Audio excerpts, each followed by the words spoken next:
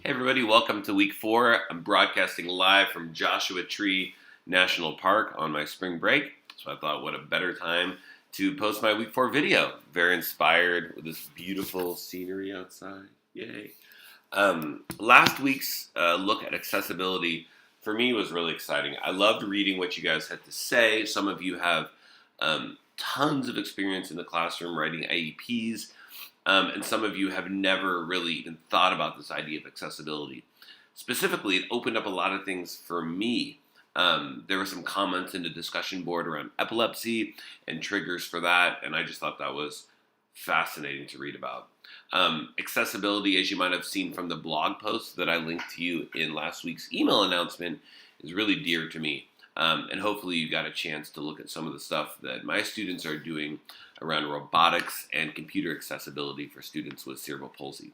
That being said, if any of you were interested in those materials or lesson plans, just reach out to me and I'd be more than happy to give them to you.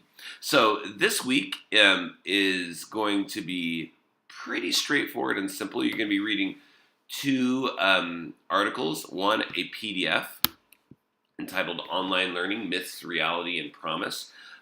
Very, very thoughtful, easy. I went down to the conclusion at the end and noticed that there were some bullet points there that were really easy to work through. So I encourage you to check that out. Take notes if you want. I think it's a really thoughtful article. And the next one is an online blog from Education Next called The Promise of Personalized Learning. Little bit more taboo of a topic.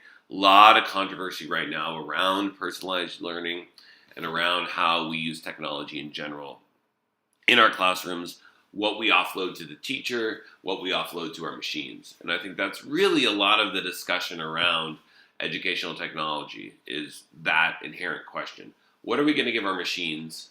What are we going to keep for our teachers? And just kind of a nice thing to think about. This article is nice specifically because it's really a case study and it dives into a few different classrooms.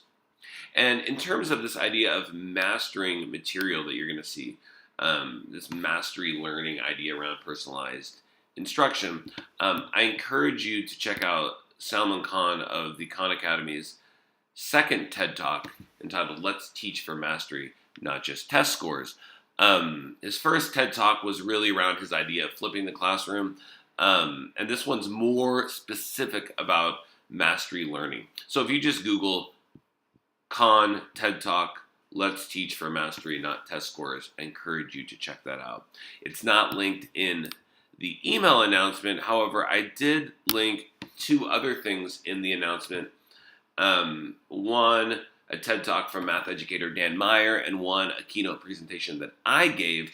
And I just think they set a tone that I really want to encourage you to think about, and that is that even if we're talking about a purely asynchronous class like the one we're all taking right now, or a blended learning model in our classroom, the technology that we use really is, in my mind, a supplement to the relationships that we build with our students and that authentic pedagogy that we find works for us in the classroom.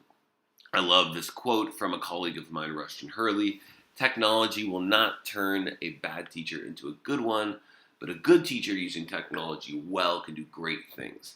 And even if this is a class about e-learning in an e-learning environment, this idea of what a good teacher is, I feel really transcends that. So, for example, this is my first time teaching an asynchronous class. So I'm trying to figure out, what does good teaching look like here? Right now I'm interacting with you a lot via email and the discussion board. And I don't know if that's working. Maybe I'm involved too much. So I'm trying to figure that out, work that out, and any feedback you have would be great. So how am I going to leverage this technology and this pedagogy to do my job really well? And then you're going to go into really a repeat of the Canvas activity using Edmodo. Okay, so you're going to log into Edmodo, you're going to make an account, you're going to set up your course, you're going to take your screenshots, and you're going to submit it with me. just like you did last time, using that same Google Doc template that's linked there in the assignment.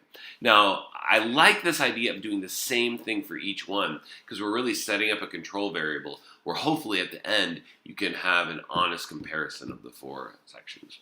And then with the discussion post, again, you're going to be talking about those articles, specifically that first PDF. And you can read that. Just as a reminder, after this, we are not going to have classes for spring break, April 2nd through the 8th. So hope you guys have a nice Easter. And I look forward to reading your discussions posted by this Thursday, your replies to one another posted by that Sunday evening, and diving into your assignments. Thank you very much.